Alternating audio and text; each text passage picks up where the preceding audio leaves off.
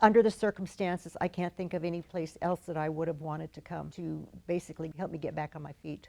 Well, I was going through a difficult period, and Roy's has enabled me to get through that and to proceed with my life, whereas it would have been extremely difficult if it hadn't have been for Roy's. So, at the end of the day, when it was time to be picked up at the spots, I would tell people it's time to go home. It kind of felt good to have a base to work from and to start from. I see homeless shelters and homeless people in an entirely different light because we're all from different walks of life.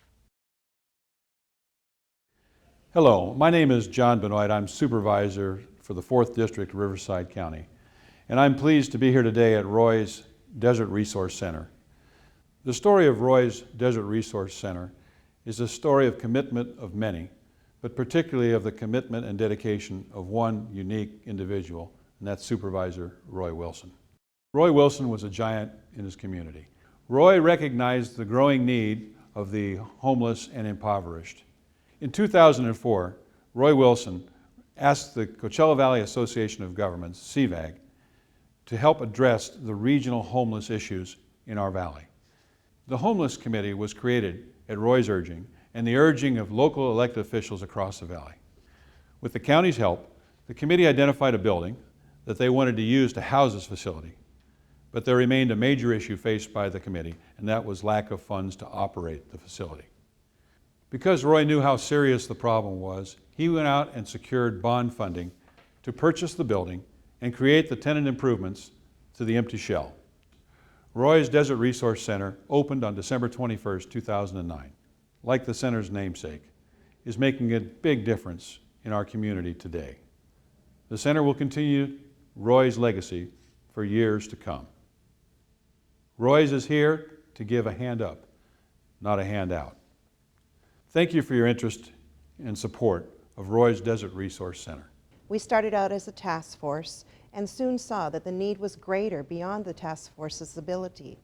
The Homelessness Committee is comprised of 9 elected officials representing the 9 cities within the Coachella Valley and the County of Riverside. The Homelessness Committee also includes individuals representing the nonprofit and the service providers within the Coachella Valley. Their technical expertise and experience adds to the value and the charge of the Homelessness Committee. Roy's Desert Resource Center provides a one-stop shop for all of those in need of referrals and services to help end homelessness. In 2009, the county counted homeless people.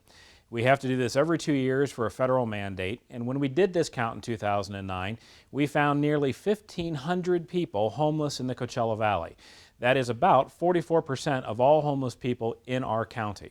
First-time homelessness in Riverside County accounts for 56% of the people who enter into homelessness. So in our county, homelessness is a new thing for many of the people seeking shelter here. In 2009, Columbia Business School in New York City selected Roy's Desert Resource Center as a site where they could apply students to learn about consulting efforts in the United States. They bring together through an executive education program executive leaders from around the world and focus them on one project in the United States at one time. They chose Roy's.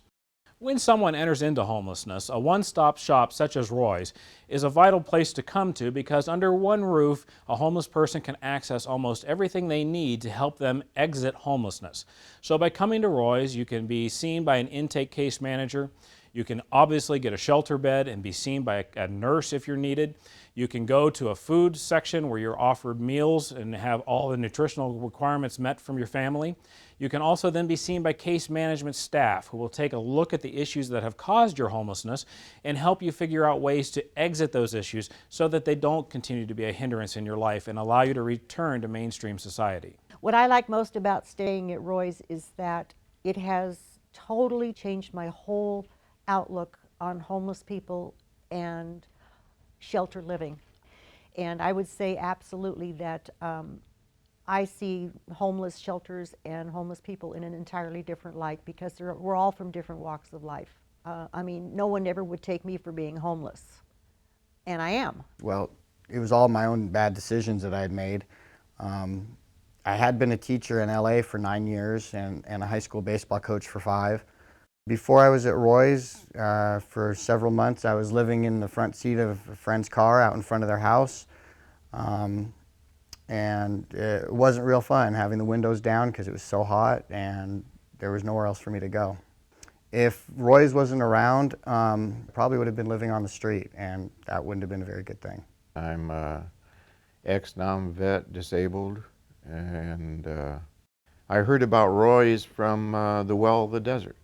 People at Well of the Desert said that there was a new homeless shelter, and that was here. I'm actually very grateful to come here.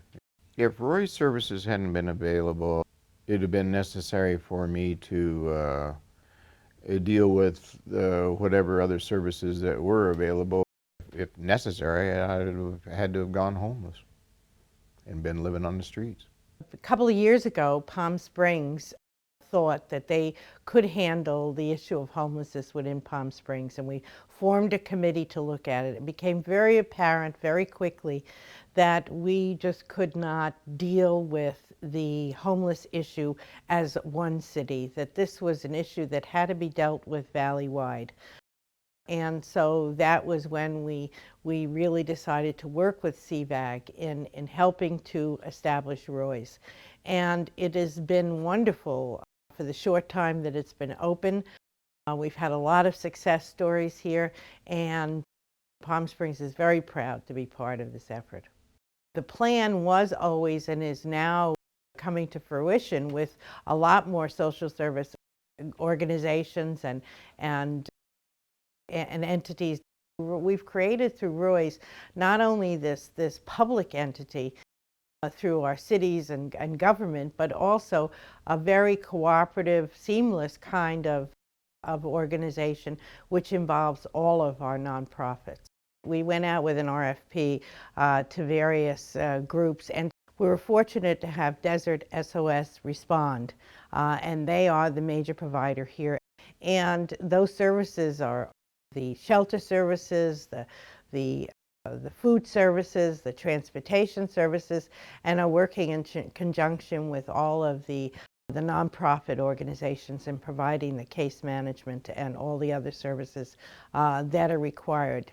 Our main goal is to be the middle ground that gets people back on their feet, back into work, back into homes, children back into school. And SOS has been an incredible partner with us in that venture.